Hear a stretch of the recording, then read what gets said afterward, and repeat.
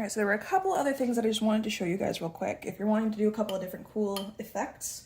So I decided I wanted to have some street back here, but I don't want it to be super harsh. So what I'm going to do is take some water, and I'm not going to put it on the crosswalk pieces, on the stripes. I'm actually going to go everywhere around it, because the cool thing about watercolor is the paint will go where the water is. So if you leave something dry, it will not spread.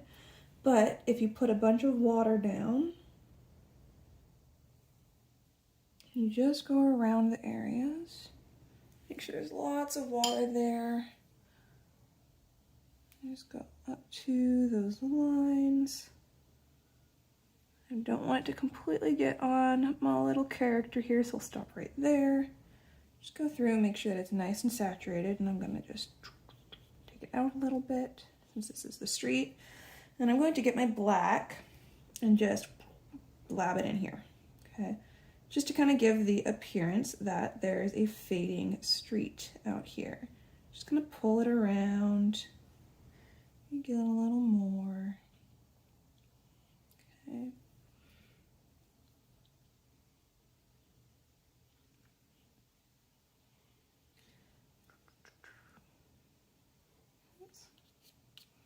Okay. And just go up to those lines. So that it looks a little bit gray. Right up to them. Okay. And you notice how it's like pretty pooled up, so I'm gonna dry off my brush and just soak up some of that water. Just drag it across and get some of that water up.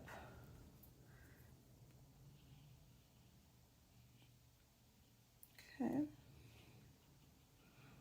So it's making it look a little more gray, not so much black, and it's also kind of making it look a little textured.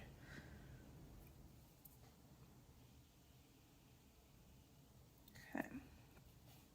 And there we have kind of a cool faded street. And if you want it to look even more faded, what you can do is take some water and go just above it and then touch.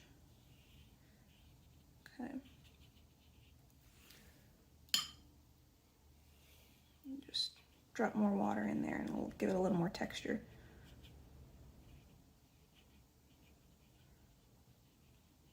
And there you go. So that is one way to do it. Another way to kind of have a faded color and some background is, get some clean water on my brush. I'm gonna do this for the words because I've done this I'm doing it on all of my pages with this part in the dog. So I'm gonna go over my words with a bunch of water. Now again, remember this is permanent ink. The reason I did this first was so I would know where to put the color and all of my water and everything. So there's a bit of pigment in my brush. If you wanted to wait to do this, if you're not using permanent ink, feel free to just kind of not put that in yet. So I am doing the same color on each page, and I've already got that mixed up. But I'm just doing a light blue to kind of go over my words so that they kind of stand out. So I'm just gonna tap that in there, move it around. Okay. Again, just kind of squiggle it. Give it some different densities, but I don't want it to be even this dark. So what I'm gonna do is I'm gonna take my handy dandy paper towel, and I'm actually gonna get a clean one because I got some brown on there. I don't want that to transfer. So I'm going to take a paper towel and I just fold it up a little bit and then set it on there. Okay, so you see it's a little bit textured, but I want to just kind of dab it on so that it's barely there. Not applying much pressure while I'm doing this, but just a little bit of blue kind of peeking through, okay? I'm doing that on all of my pages just so that the words stand out a little bit more. But you can also do this so if you want to have like a sky in the background but want to have it a little bit cloudy, you can do stuff like that. So here I've got my page almost completely done. A couple of things that I can do to kind of have final details.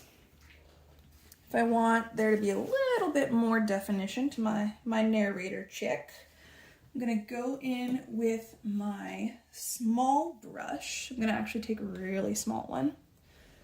Okay, with that skin tone again. I'm just gonna go along the bottom of the jaw and then dab off the excess. So when I dab off the excess, I just go like that to where my brush is pretty dry. And then I'm just gonna kind of move it around a little bit, dab that off again, and then pull up from the bottom. So it's kind of drying that off. Okay. And I'm gonna do that same process up on the hairline. Okay, so what this is doing is it's actually making it look kind of like shadows. So she's got those bangs there, casting a little bit of shadow. So again, kind of just dragging that off. Dragging this down a little. Dragging that off, and then pull it up so it kind of fades a little bit. And then we have some depth to our character. Okay, so that's it. That's one page. It takes a little bit of time, but I'm not going to paint in all of the background. This is what my final product is going to look like.